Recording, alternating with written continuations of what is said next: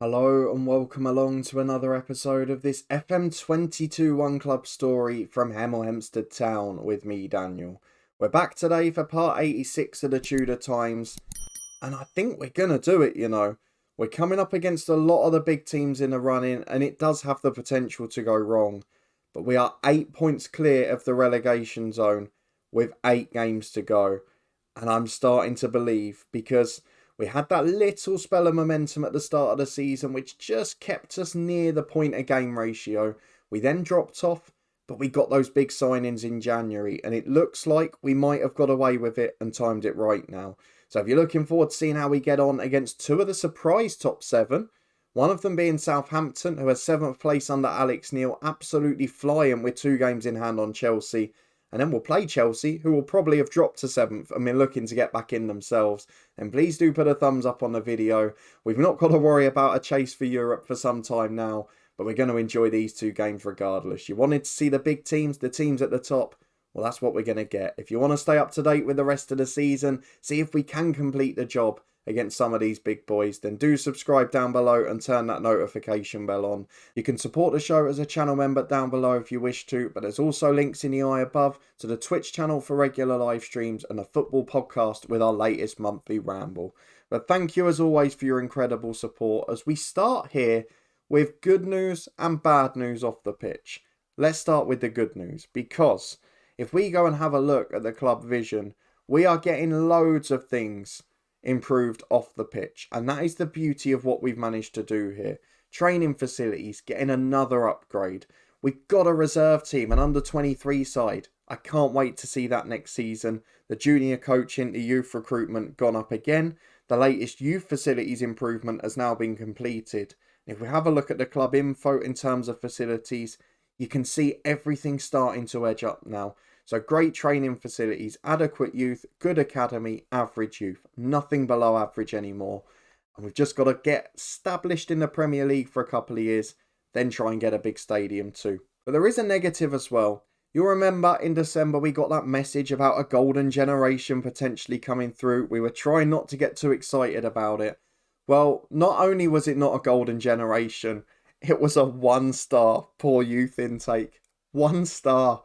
How can you go in 4 months with people who have got brilliant judgment of character and ability and all of those things, from a golden generation to no one really having the ability to make it as a professional footballer? It's insane. There is one player who got signed on who's pretty decent, Andrew Barrett, 16-year-old midfielder. He's alright, 1-star ability, 3.5 potential. There's no way he's getting to 3.5 star, not even got a good personality. The other one, the next best, was Kenny Weeks. He's got 3-star potential. It's a wing-back that doesn't really suit our tactic and doesn't show any signs of being a superstar. So that was a bitter disappointment, and there are negatives off the pitch on that front too. But we're getting staff secured, we're growing that team all the time off the pitch. But is it going to be enough? We are 8 points clear, which gives us a bit of a buffer if we have a look at the recent schedule.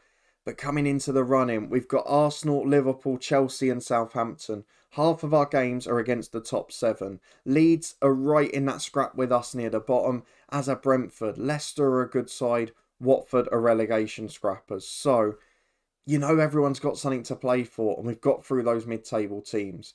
But since you were last with me for that crucial win against Brighton, we, as expected, got battered by City and United. 3-0 away at City, 4-0 away at United. Against Newcastle, we got a creditable 1-1 draw, but a late own goal from Burnout, his first one for the club, just gave us the jitters after Kamari Doyle had given us the lead. But then came a big win against Sheffield United. Not only was it a convincing one, as we got 2 late goals when they chased the game, Huber with 1 and Ricky J. Jones with a brace, but crucially, it took us above a point a game on the ratio, which we've only done once or twice across the whole season.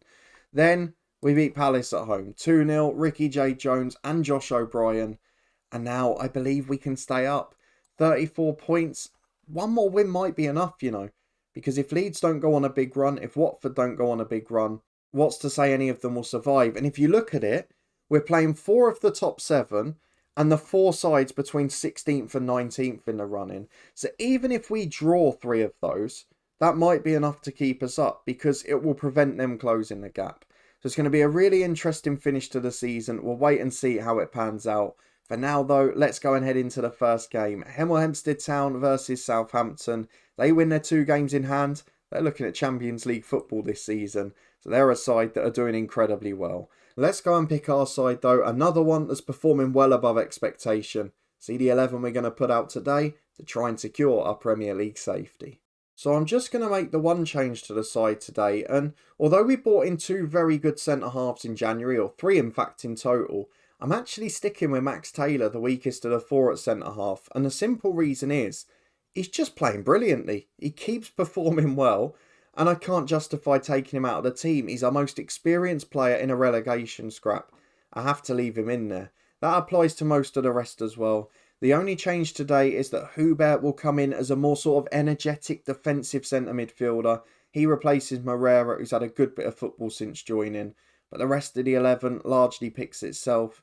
And at the moment, we're just getting through to the summer. Still waiting for Charlie McNeil's first goal, but he was brilliant with assists in his last game. It's John Moore in goal, new contract for him, starting to look a superstar. And you've asked about seeing some of these players. We'll have a real look in the 10-year bookmark. But Moore on his own gives you an indicator of how much people are improving. Jones, since he's come to the club and even at 28, still getting better. There are so many signs of development which I'm so proud of in this team. So Moore's in goal, we've got Young and Armin the fullbacks, O'Brien and Taylor the current centre-half partnership, Egan, Flores, Hubert and Doyle the midfield diamond, and then McNeil and Jones up front. Loads of quality, loads of big signings on the bench, and the next year, if we can stay in the Premier League, it's looking very bright at this football club. So let's go and get into it. It's a big side chasing European football, but we're in good form and we'd like to keep it up today. Well, some big players actually in this Southampton side. Ethan Ampadu, now an experienced pro. Gravenberch, Livramento still there. And they've got what looks to be a lot of young players in the side and a lot of regens too. And even when we managed Southampton in the head coach in FM21, they were probably one of the few clubs that really prioritised getting young players and young talents from everywhere in, just as they do in real life. And you've got to give them credit for doing that well here, because we've seen in the head coach this season in FM22 how few clubs do that in this game. So really pleased to see them doing well, but we'd like them to have an off day today, because if we can get anything out of this match, it's a bonus. And that applies to all of the 4 games against the top 7 sides.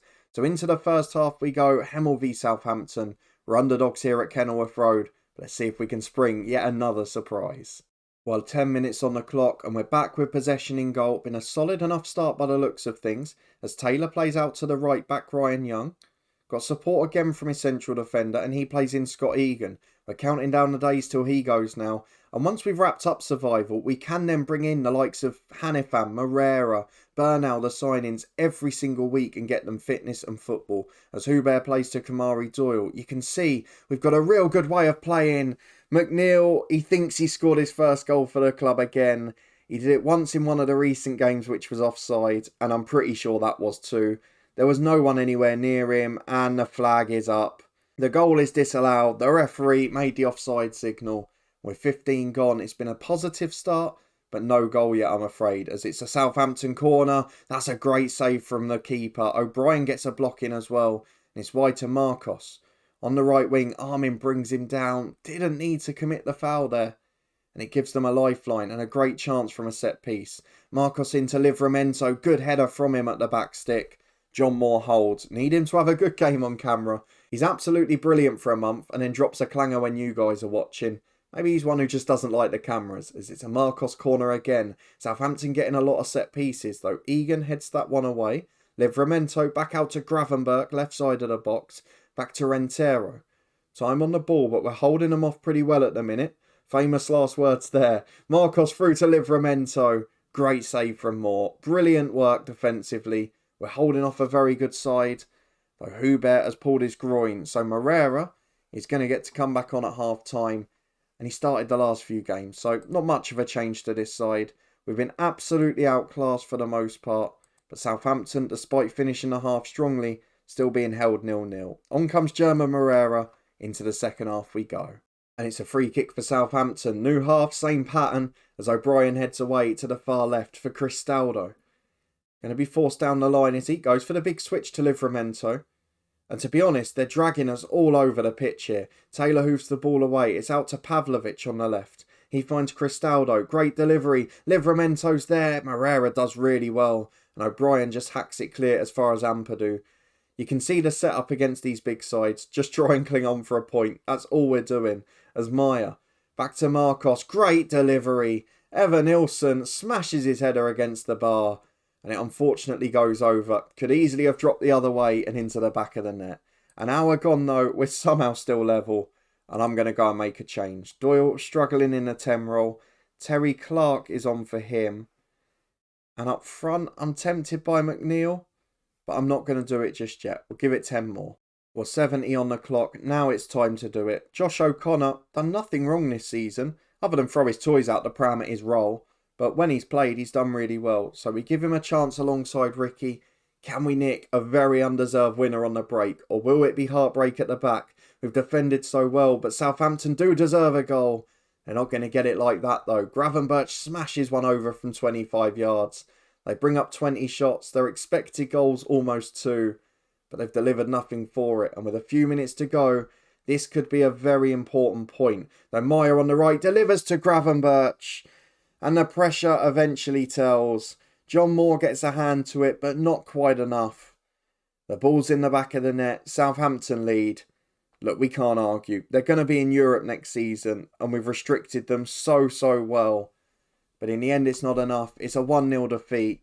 But that fills me with confidence, to be honest, because defensively, earlier in the season with Bajcetic, with players like that, we would never have been able to do this. So a really good effort, but it only gets harder, because Chelsea will be the opponents next weekend. See you in a minute for that. Fitness test time as Hemel Hempstead Town host Chelsea. We've got Jamie McKenzie coming back from a long-term injury, but he's not going to play for us anyway. And Thornley taken ill. So we are a couple of players down. But we're playing against a side who haven't had the best season. They're in 7th place, but they are a mega side.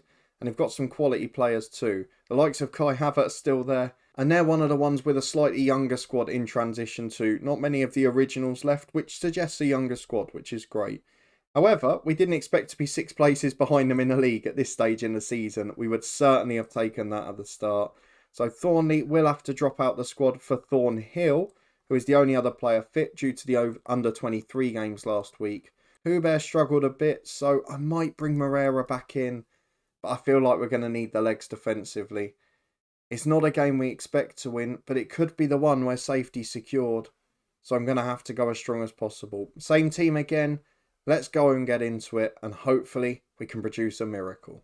Well, the other surprise name in this Chelsea team, still managed by Neil Bath. We looked at this years ago, and I'm pretty sure he was there as an interim manager. He's still in charge, despite the fact they're 7th. Reece James is on the bench, Sambi Lokonga from Arsenal's on the bench, and Ruben Diaz, the former City man, at centre-half. But other than that, it's a pretty new-look squad. Obviously, Adeyemi and people like that are familiar names. But it is a strange one. It's a curious case. I'm interested, actually, just to take a quick side note. What on earth has been going on there? So let's have a look at the staff first. Is he still an interim or a normal manager? Interim manager. How long has he been in? He's been interim manager for 7 years. What on earth is going on here? I thought so. There is something majorly wrong with this. Because we looked in the 5-year review and he'd been interim manager for 2 years. And granted, you're probably not going to find a better coach than that. But for 7 years, they're now in 7th place and they're clearly going backwards. That should not be happening. I think we all know that. And he must have had at least one new contract in that time to be under contract till 2034. Look at what's been happening to him. Last 3 seasons, 9th, 9th and 10th. He's completely dismantled their success. And he's stayed on an interim deal for 7 years. I am speechless, and surely that is a bug. But what that does mean is we're actually probably playing a weaker side than Southampton now. So based on the fact we held them to 1, albeit we're away from home now, can we try and get a result? Maybe it wouldn't be so shocking. But we're going straight from the kickoff, and we know they've still got a vastly superior side on paper. So it's out to the left to Kornilenko, to Claudio, to Havertz. Young intercepts the ball. Imagine if we get an early lead here. Egan to Young. Back to Taylor. And the question, I guess, is why are they doing so badly? Because he is a brilliant coach, as we saw. maybe just not made for the management job. Maybe they're not investing as much because they've got an interim and they're waiting for a real manager that's never coming along. I don't understand it. We'll have a much closer look at that in a 10-year bookmark at the end of this season. As O'Brien plays to Arm in the left back, we're keeping the ball well here, but we know a long highlight's going to lead to something, and Chelsea have nicked it back on halfway. It's up to Adeyemi, through to Almeida. Adeyemi again. Well, they might be struggling across the season, but they're not struggling at the start of this one. 1 minute gone, 1-0 down. It's dinked over more. It was far too easy. And Chelsea well in control. As we're back in the 6th minute, it is not taking long for Chelsea to get into this game. They obviously heard the criticism, and now we've given them the team talk. They're flying through us. Adeyemi's in again. This time thunders the crossbar. Moore was never getting there. O'Brien puts the rebound out for a throw, but this is not a good start. And they're looking like world beaters at the moment. We've had these games this year where we've been 2, 3 and even 4 down in the first 10 minutes. We've managed to hold it to 1-0 and just calm things slightly as Flores brings the ball out from the back. Over halfway to Jones. Kamari Doyle's finding space in the middle. Instead though they go back to Young and Flores again. Here's Max Taylor to Egan to Taylor. Just turn, get the ball forward. We know we've got that threat in behind. We're trying to be a little too intricate at the moment, and maybe that's a lack of confidence too. There is good quality in possession though, that we have got to be pleased with. But I wouldn't mind something being created, because don't forget, this is supposed to be a key highlight, as Hubert eventually turns it up to Jones. McNeil releases Kamari Doyle. Oh, he should have played Jones in. I'd have banked on Jones to score it. Instead, it's a great save by the keeper, and it's a corner kick for Hemel Hempstead Town. First big chance for us as Flores puts the corner in, headed away for another one on the opposite side. I tell you what, we've levelled up the shots on target count, and we're giving this one hell of a good go. As we're 25 on the clock, we're back in the middle with Hubert and Egan. Playing some really good stuff again as it releases McNeil, but it's not the best ball. Ilic can bring it away to Romagnoli. Over the top to Kai Havertz, the only original in this starting 11. But Moore makes the save. Missed the first couple, the one that was dinked over him in particular. But that was a really good bit of goalkeeping as Ilic, outswinging delivery to the front post, headed away by Egan. Falls for Havertz again, wide to Ilic, back to Havertz, playing a 1-2 between themselves. Only 2 involved in this game in the minute.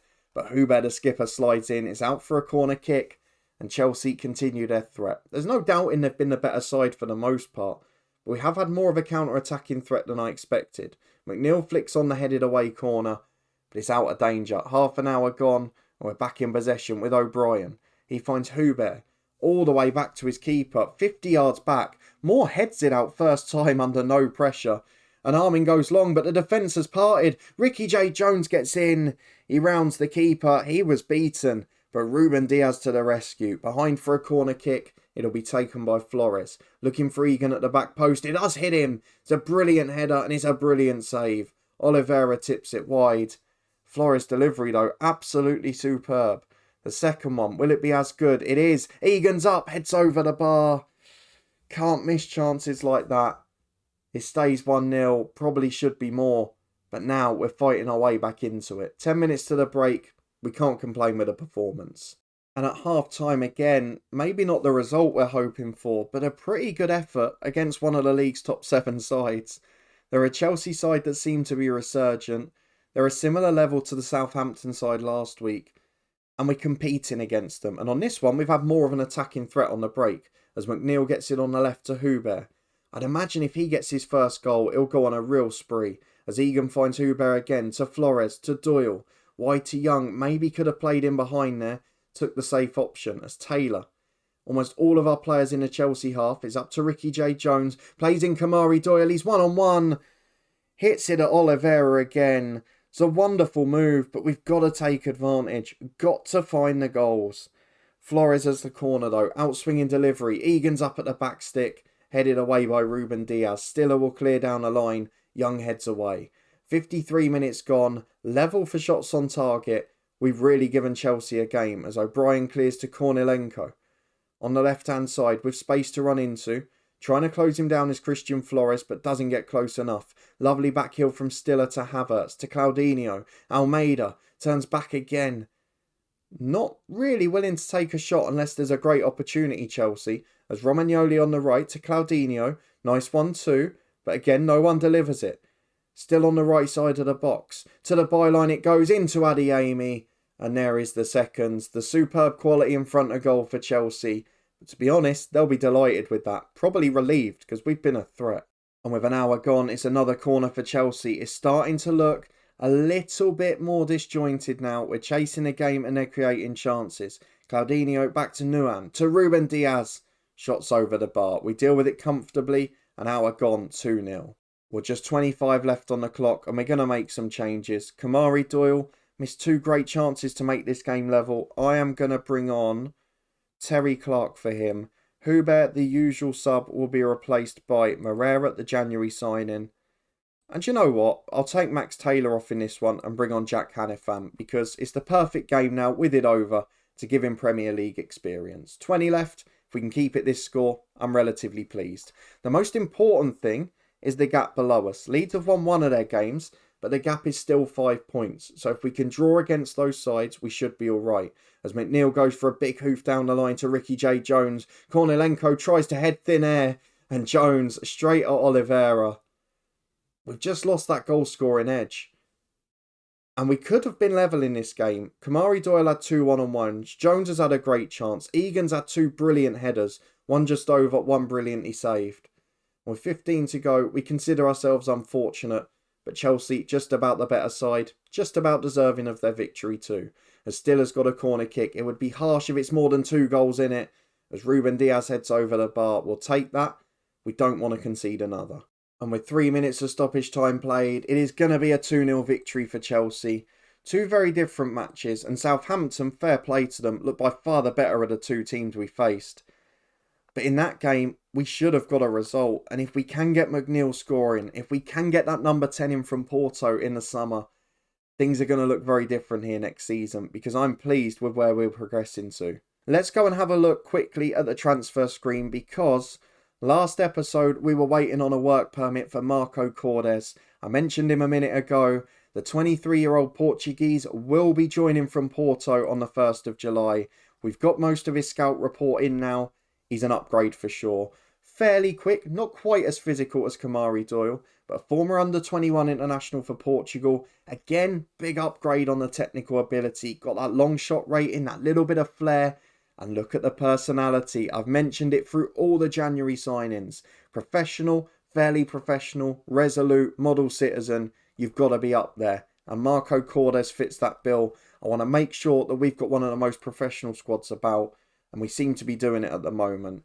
So as it stands, we're back into 14th place. We are 5 points clear of Leeds. We still face 2 of the top 4. Liverpool, the prospective champions, and Arsenal, who are in 4th. But we also play all of the teams between 16th and 19th place. Leicester, Brentford, Leeds and Watford. And if we can avoid defeats in most of them, we will be a Premier League side next year. So unless it's going to be wrapped up earlier, we will be back for the final 2 games. Watford and Brentford, the 2 big ones there. I'd imagine we'll have lost away at Liverpool and Arsenal, but the other 2 are going to be crucial. So if you're looking forward to seeing if we can survive, it's by no means over with a 5-point gap. Then please do put a thumbs up on the video, subscribe down below for daily FM22 content. A big season in the head coach, which you can find in the eye above, as well as the new episode of Review the 92 from Everton. There's this month's football podcast ramble up there too, as well as the Twitch channel for regular live streams. But let me know in the comments, what do you think? Will we survive? Will we get dragged into it? It only takes a defeat against Leicester and Leeds and we're right back in the mix. So let me know what you think will happen, what you think of the youth intake, the facility upgrades off the pitch, and the type of players coming in this summer and that have already.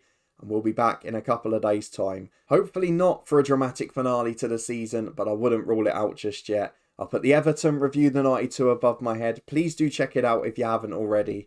And I'll see you next time. Watford and Brentford, please don't let there be drama.